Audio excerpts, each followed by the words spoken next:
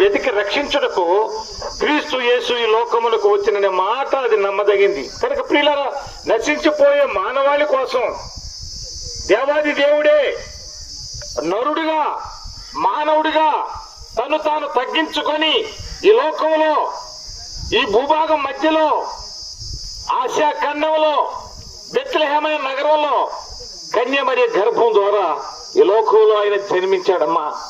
నీకోసం నా కోసం జన్మించాడు. మనలందరినీ ఆయన మార్గంలో తీసుకెళ్లి ఆయన ఒక ప్రత్యేకమైన ఒక మార్గాన్ని ఈ మానవాళికి అనుగ్రహించి ఆ మార్గమును కనుగొన్న వారికి ఆ సత్యలోకము అనగా స్వర్గానికి ఒక ప్రత్యేకమైన ఒక మార్గాన్ని ఆయన ఏర్పాటు చేస్తున్నాడు. అందుకే నేను అంటున్నాడు, నేనే మార్గము అంటే నేను కూడా మార్గం అని చెప్పడం లేడా? నేనే అంటే నేను తప్ప మరొక మార్గము, మరొక సత్యము, మరొక జీవం మీకు లేదు లేదు లేదు. కాబట్టి యేసు అనే నామం నాకు వద్దు అంటే నువ్వు స్వర్గాన్ని ఆ పరలోక రాజ్యాన్ని నువ్వు తృణీకరించినట్టే ఈరోజు.